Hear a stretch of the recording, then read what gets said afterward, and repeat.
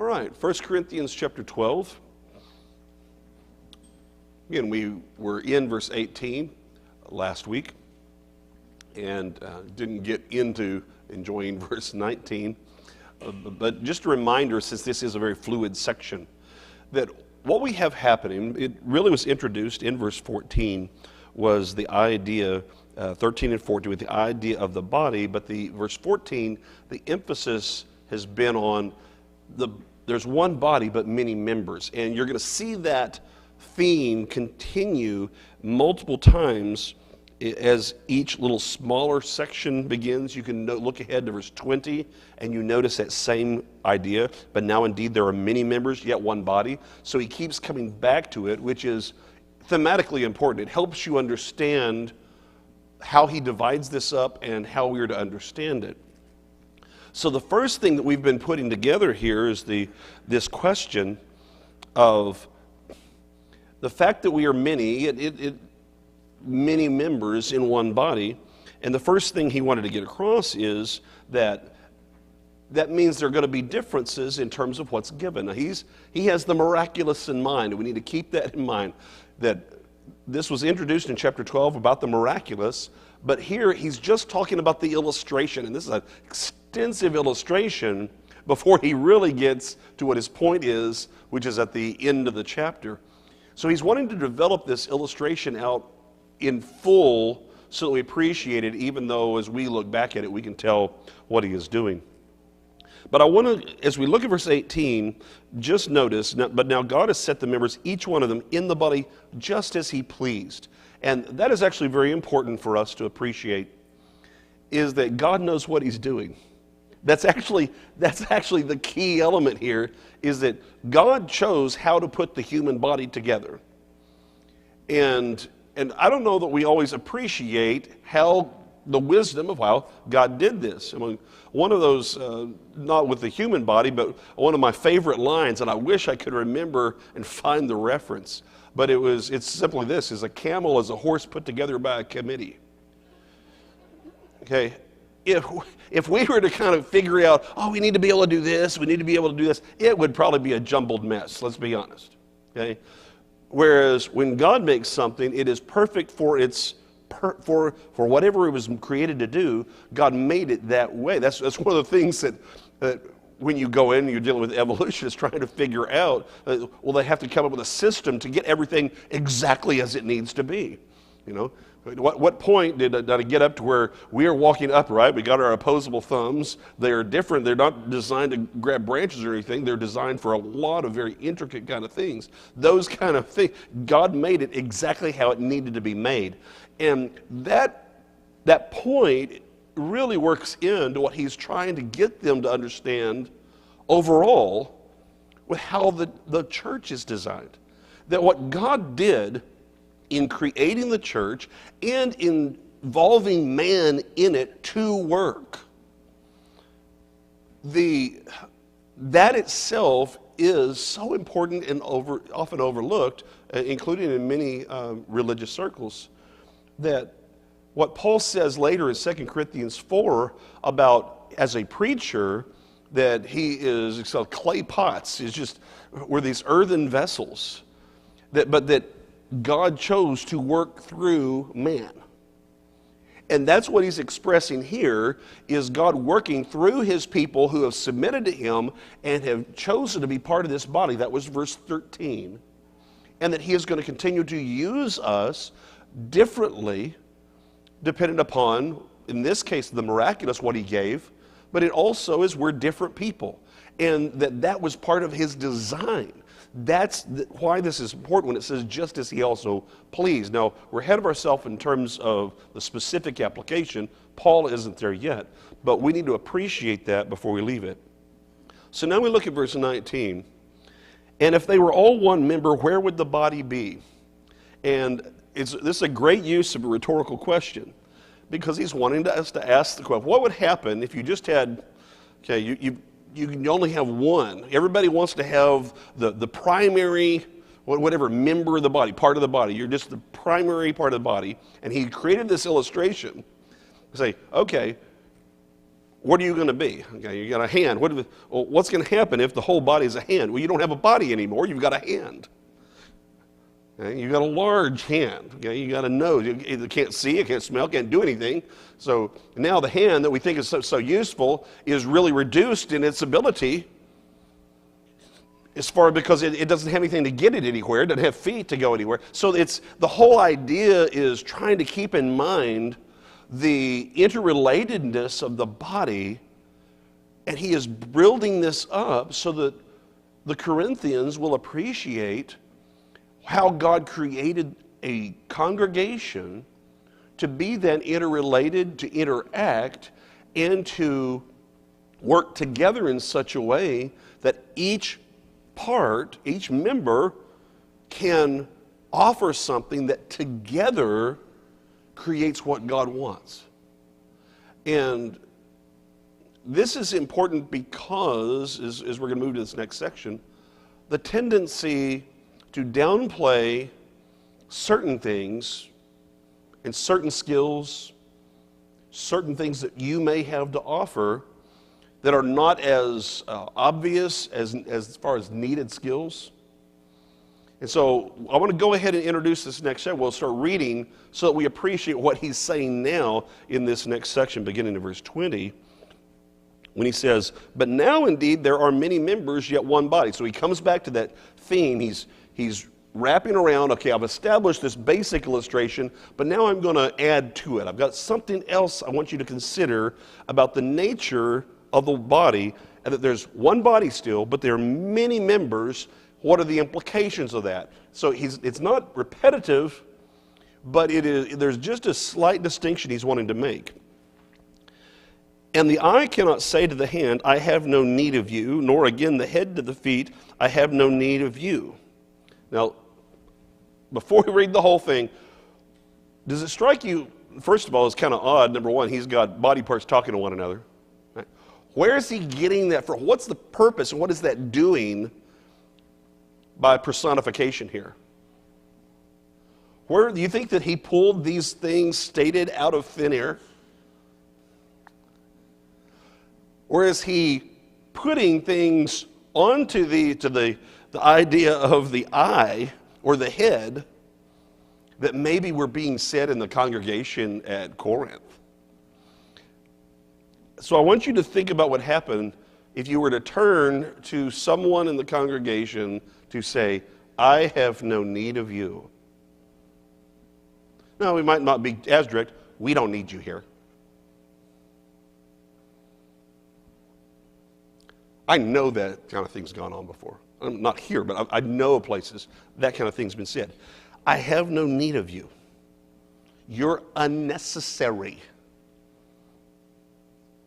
Okay. And when he has taken this in personification, and it doesn't have quite the personal, emotional hit, because he wants them to think about it. Because he wants to get back to understanding that, wait a minute, there's no way, based upon a consideration of how a body works, and you need everything in the body, that an eye can say to the hand, "I don't need you." All you have to think about is the phrase eye-hand coordination. If you take away the eye or you take away the hand, that pretty much does away with eye-hand coordination. It's important for do most things. Okay? And he's pointing that out. They have to work together. "Nor again the head to the feet." Okay? I don't need you. Well, if you're going to go anywhere, you need your feet.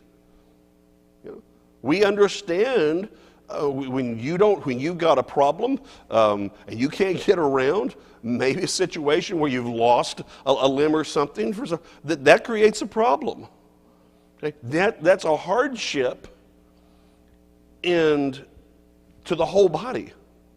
It limits what the whole body can do. You have to do a lot of workarounds. Okay? That's the point he's trying to get to, and that's why verse 22 matters so much. "No, much rather, those members of the body which seem to be weaker are necessary." It says, don't you be telling, the body is not going to say, "I don't need this. I don't need you." Okay? and you think of these things that they're weaker, so they're just as necessary. When you think about the beautiful, what you have in the way the human body is made up, you rarely say, hey, do I have a beautiful big toe?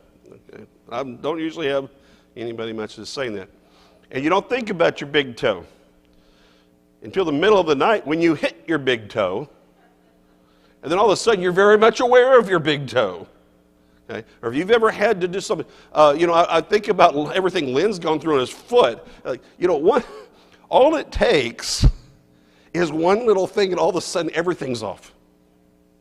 Everything's off. And it can be, I've got a bad knee. Well, what is the bad knee? Well, you don't walk the same, so you shift some of the way you have to walk. Well, that affects your ankle, which affects your hip, which when that happens, it affects your other hip, which affects your back. I sound old right now, don't I? Yeah. Okay. So why? They're interconnected. They all interact in that way together, but it's all necessary. They all serve a function. We sometimes don't appreciate what function maybe something serves. Seems like a small thing until you have to make up for not having it. Okay, it could be a gland, right? Don't hear much about that. I had a sweet sister that there was a mistake in surgery and lost her spleen. You don't think about the importance of the spleen very often, except for in terms of your ability to fight immune things off and all. It's a problem, right? So we just need to make sure that he's getting across anything that we just on the outset. It doesn't seem that big a deal, but you lose a toe, your balance is off. There are problems that come with it. Right? What we treat as being weaker, and when we get to this, you think about applying this. I love that he is saying that seem to be. That's kind of something we put on it that has to do with our own judgments of things. And his whole point is that doesn't mean that it's not serving an important role. It's not as flashy, right? It's not as flashy. It doesn't do as much. You think that does not mean that there's not real value there. God knew what he was doing when he made the body. That's where we're building on here. So then verse 23, and those members of the body which we think to be less honorable, on these we bestow greater honor. In our unpresentable parts have greater modesty. Now, here's what he's pointing is that, he's really getting down to the idea of that, there's certain functions of the body that you don't want to have to talk about very much, but they're essential to the health of the body. And so when you're going to eliminate waste, that matters. It's an important part of your general health. But though you cover all that up, we're not talking about that. We don't want to draw attention to this greater modesty. And he is using that as an illustration of saying, what do? We assign certain things by the nature of clothing, is using a particular word that's not obvious in the English. But by clothing it, he's saying, you do something extra that is showing and making up for maybe what is an essential function, but that's not something you want to draw attention to.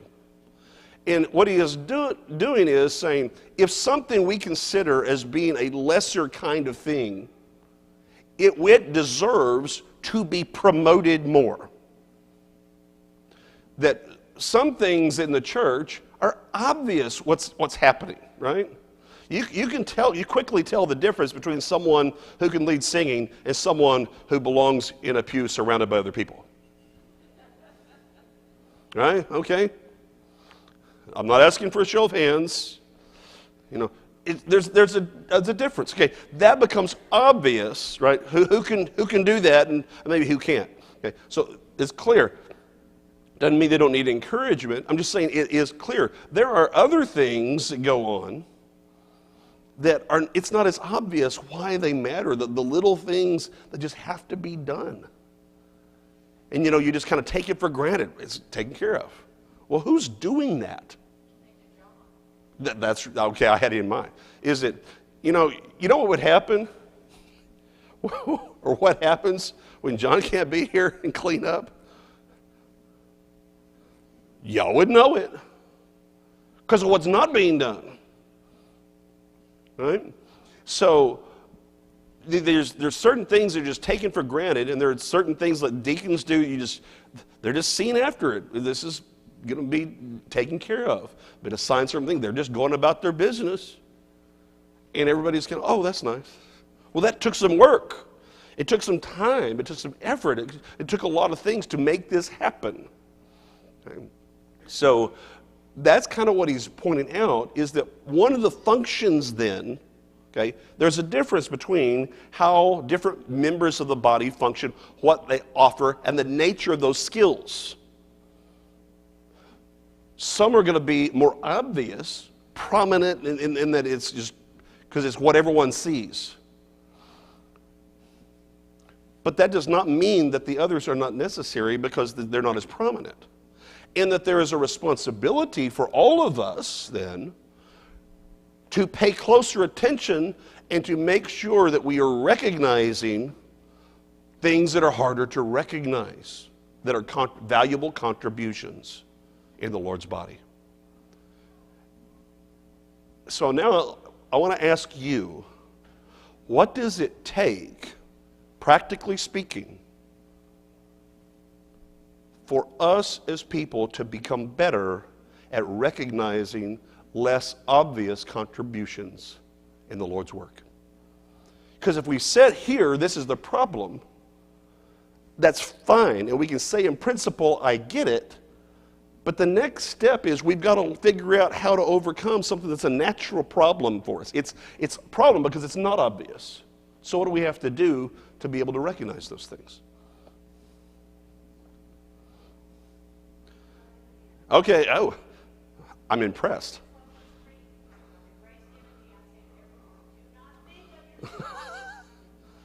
Romans 12:3. So the first thing is, don't get the big head. Don't think that because you maybe are something where it is more visible, that makes you better or more valuable than what other things are. That's absolutely correct. You got to get the mindset down first. You have a mindset. The mindset is, and you continue on there in Romans 12, it's an others mindset. You'll never recognize people if you're not looking for the things they contribute. If we're dealing with what is obvious and visible versus the things that are behind the scenes, the nature of the behind the scenes thing is you're not going to see them unless you go looking for them. So if we're going to lift them up and encourage them, we're going to have to be more aware so that we can point those things out and just, sometimes we'll announce those things to kind of draw to your attention, but a lot of things just happen, and if you're not there, you don't realize it. Or you can ask, you say, well, who did this? This is really nice. Who put that together? John?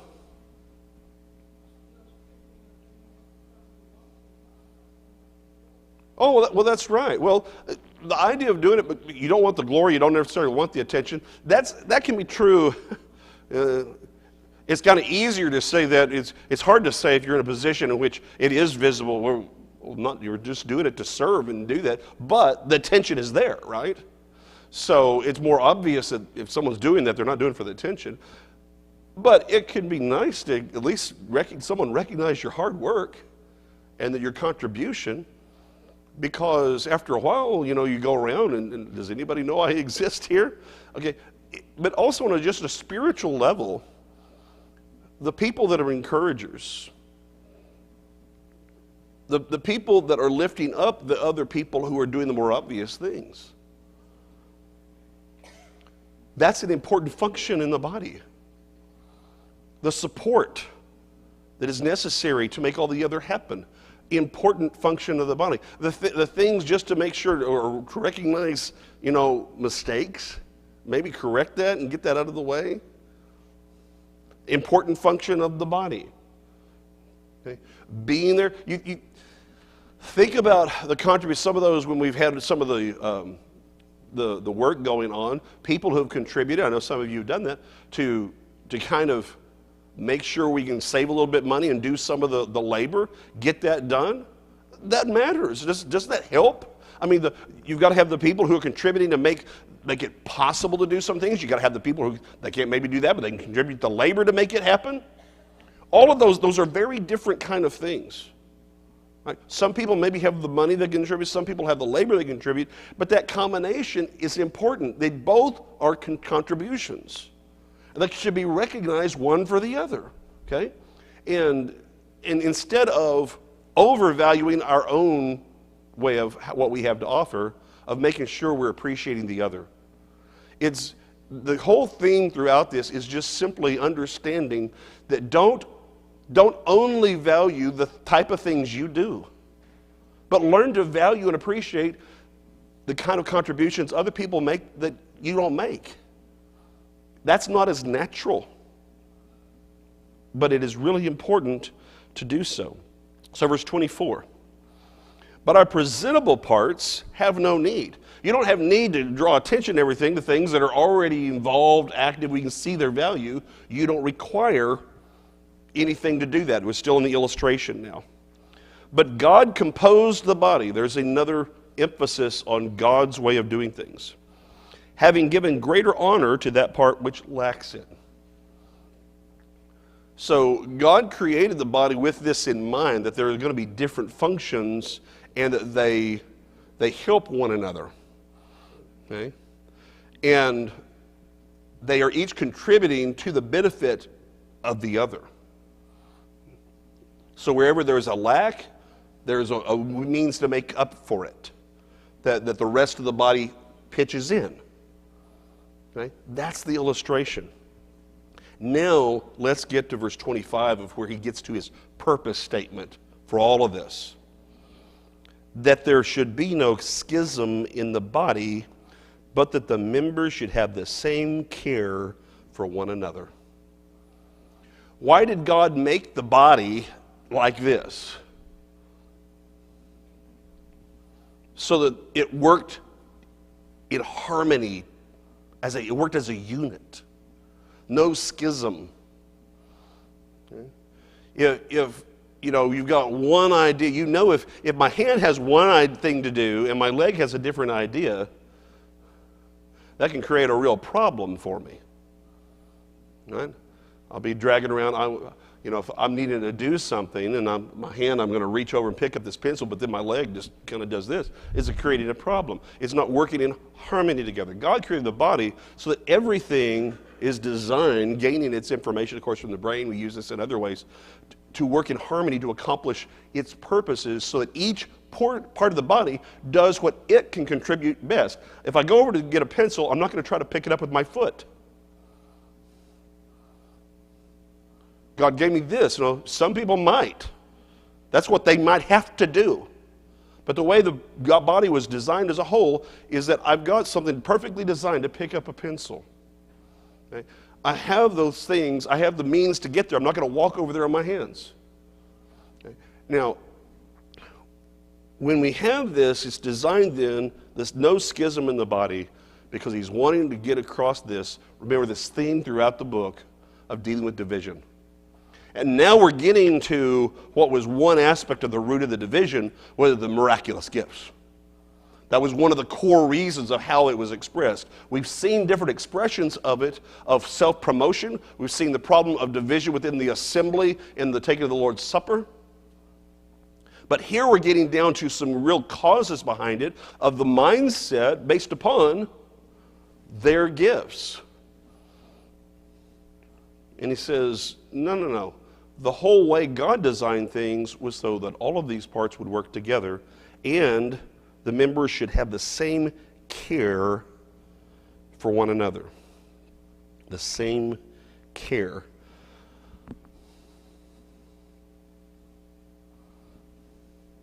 How do we express care in the body of Christ? How do you show people that you care?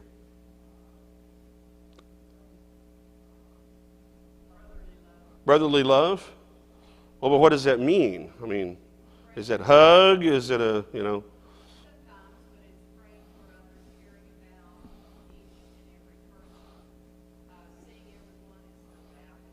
Okay. I think you need to look at value, going back to the mindset. Because you're seeing these people as valued, people that God values, people you then, because God values, you value. Do you recognize the value in everyone right away when you meet them? Not necessarily, do you? Sometimes you only realize later what all they're doing or what they know. And the thing about care, and this is, care is the exercise, the specific exercise of that brotherly love. About what it is, it's almost like the approach of mercy, which is a need, and that care is then that reaches out. So if you have, there's no schism, but there's care, there's a connectedness to it. So what is it that helps us be connected as a congregation? Right. Okay, involvement. What you're involved in matters. Okay? So being involved. Now again, you can only be in, it's hard to be involved in everything. The bigger everything gets, what you have to do, it's hard to be involved in everything. But involvement matters.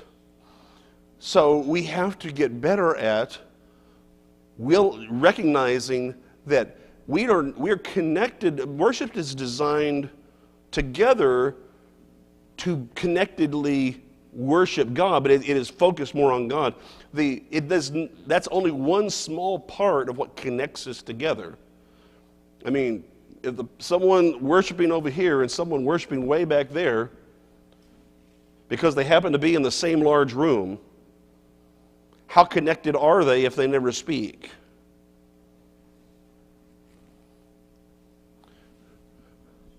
Well, we're members of the same congregation. Well, how do you know? I checked on the directory. Not so much a lot of connectedness going on if that's the way you have to do it, right? So it's the involvement of the interaction. Interaction is key, and the nature of your interaction is what connects you. So we can interact in a number of ways, but and all of these can be designed as part of what we do as a people. But we need to make sure they're all there and there's some depth to it. For example, we can get together and eat with one another, right? Now, I'm not going to call anybody out. It could be fun, don't get me wrong, but I'm not going to do that. When we get together, okay, and we eat together, who sits at your table? The same friends that always sit at your table. It was. I bring this up because now I'm going to bring this up. Okay, I talk to the students when we're going to have a get together. We're going to all be here, interact with the congregation. Great. I come in, and they're the students, all sitting at a table together with one another. I'll go over to the table and I say, "I think you missed the point of the assignment, students. If you're talking, you see one another all the time. You don't know everybody else. And you never will if you stay at the same table." Okay? So there has to be an interactive aspect if we're going to really connect. Okay? To have a conversation, or to find out what interests. You may not realize there are some people here that may have yours very similar interests, and you never know it. Because you don't bother to even find out those conversations. You hear someone like something, introduce them. Get them involved. Get them talking to one another. Things that they really are passionate about. Now that's on a social level, but we've got to do better than just a social level of interactivity, because we're not just a social organization. There's a social aspect to the church. Okay? Absolute fellowship, that's a social aspect, but the nature of the fellowship of what brings us together is spiritual. We do not want to get to where the only spiritual activity we share together is here. It should be more than just, as I sit together listening to the same sermon, I have a huge connection with the other people listening to the same sermon. Interactivity happens where you actually have a discussion with somebody about the sermon or the class or something you've been studying. Okay? Or a problem you've got, or a Bible study you're having and you're asking about. You see, that's when you get the spiritual interactivity. It's when you're sharing spiritual things. So we can share our fellowship in the social things we enjoy, but we also need to have an aspect of sharing the spiritual. There's the care, which is what's going on in your life that's challenging you right now. Sometimes that's health, right? So in that way, in the care, it's checking on one another. Finding out what is challenging you right now that I want to pray about. What can I do to help? What are you needing right now? All of those are an interactivity of care, correct? It is huge. It is huge. And so when we do that, then, we get together, you're taking care of needs. That's proper benevolence, doing good within the body of Christ. Okay? The spiritual connectivity is building one another up, helping one another grow where your interactions, we're closer, stronger, we understand more, and we're doing more for God than we were before. Fellowship, that we tied together, and we know why we're there together. We're not just eating a meal together because we all like the same stuff. But there's more to it than that. It's more than just that we enjoy some of the same worldly things. That's not what brings us together. That's okay, right? We need to get a good picture. What I need to get picture, I was looking at Brock's shirt. We need to get a good picture of have as many different colleges represented sitting around the same table. Not discussing football, okay. We can do the other picture later. That could be a different kind of look. But you do those kind of things and appreciate what it does to bring everyone together. But this is what he's pointing out is that does not just happen because you're a congregation. It did not happen in Corinth automatically, nor will it happen at Brown Trail automatically. It's because we make individual efforts with individuals in the congregation. And when you're a larger congregation, that can be hard. You see, if you don't acknowledge the difficulty, you'll never get there. You have to accept the difficulty and as a challenge and say, how would we do that? Older I get, harder time I have remembering names. Right? Aren't these wonderful? Yeah. And go up and say, okay, I've known you for 5 years. What's your name? Okay, that can happen.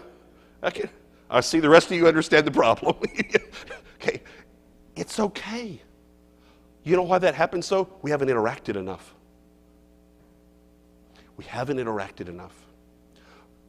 In ways, and I'm telling you the involvement brought up, being involved in different aspects of the work are where I've gotten so close to people that we don't have very much in common at all. Helping over the years, and I don't know much about the building process, but I was a helper, and I've worked, and that's how I got to know some men, because they were great at that stuff. Or working with parents and doing some youth work together, and that's where I got to be good friends with a different deacon. It's because I was involved and we interacted.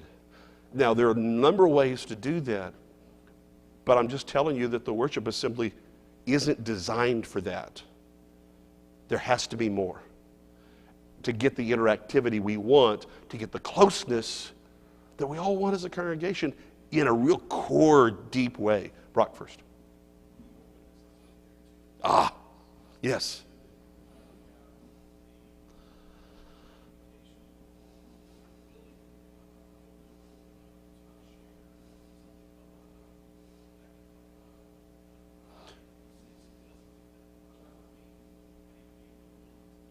Yeah. We can be good at hiding stuff, and they're on a spiritual level, and then to have a spiritual discussion about it. And I'd say that we need to get to where we can have those discussions, and this is what they can build.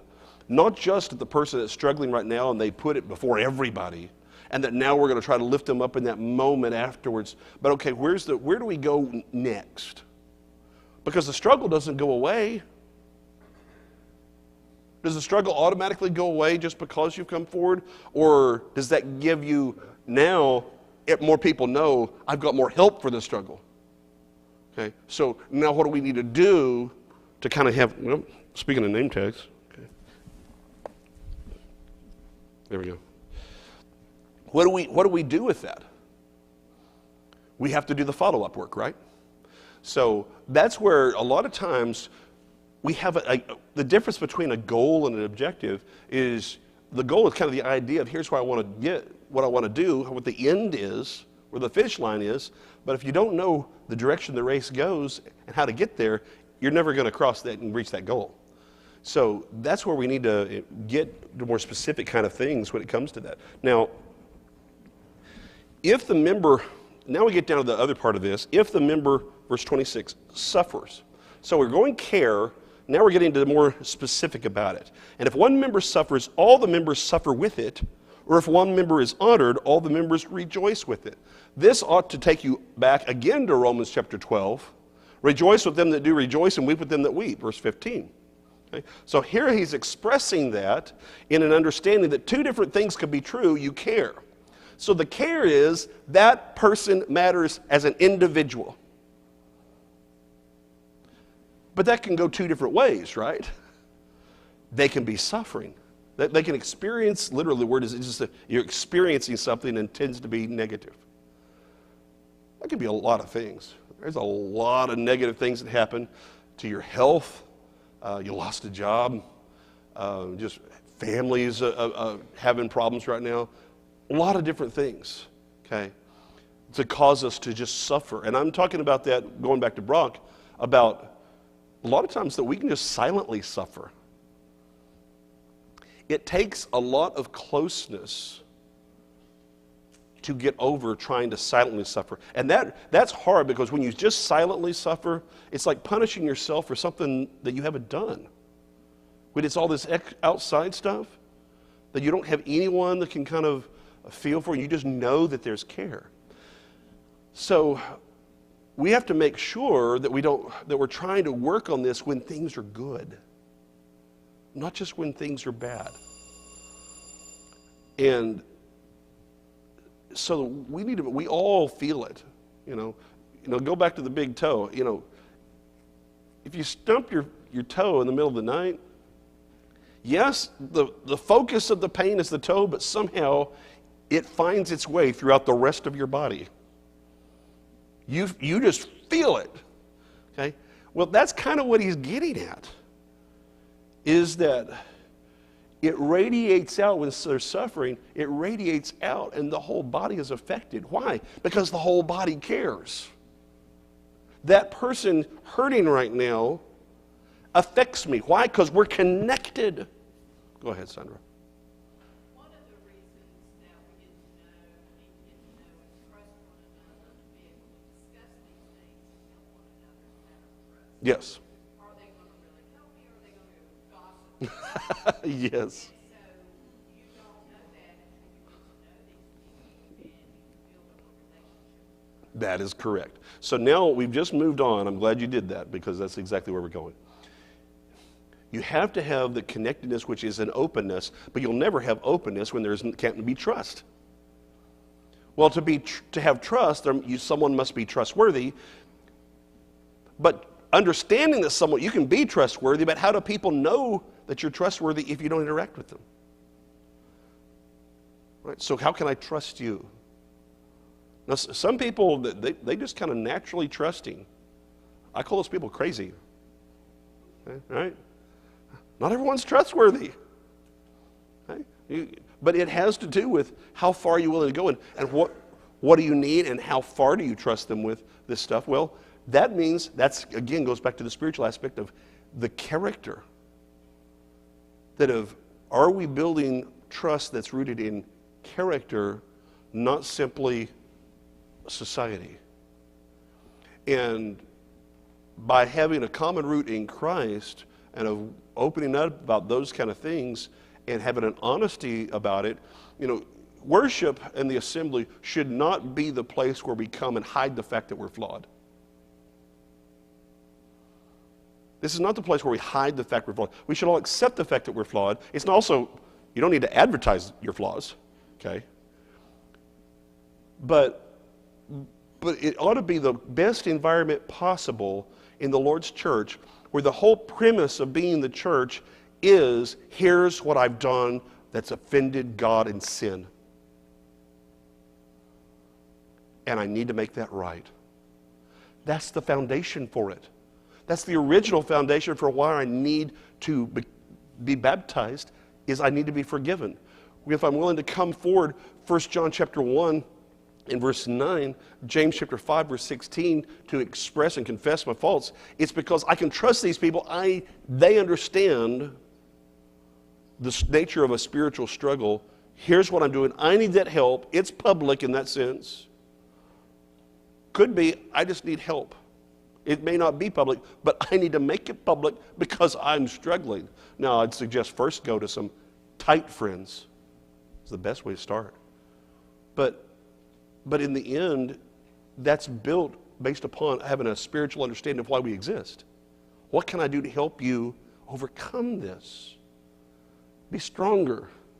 Be closer to God. And that you know that that's the approach I'm taking, is I have your best interest at heart because I love and care about you. And that there's no doubt about that, right? It's only interaction that get that doubt away. It's only the interaction solidly displaying trust over time that builds up enough trust where you can talk about the hardest things. And, you know, with what I do, I've had some really tough conversations with some young men sometimes. They've come and brought me some really tough things of what their challenges are, what they're trying to overcome, where they're trying to deal with some issues as they're looking to leave. And, you know, I'll get calls back. And those kind of things, that requires a lot of trust for them to open up. But that's what the Lord's church is designed to do. No one opened up more than when Jesus left heaven to come to earth and to live here, and then to be completely exposed and tortured to death on a cross. And that's where you know you can trust him. And we need to understand that, accept that. I didn't get to that last part because you made a good point. I shall not, no, you do not, that's fine. We will pick up here next week, and with a little bit of luck, maybe we'll finish the chapter.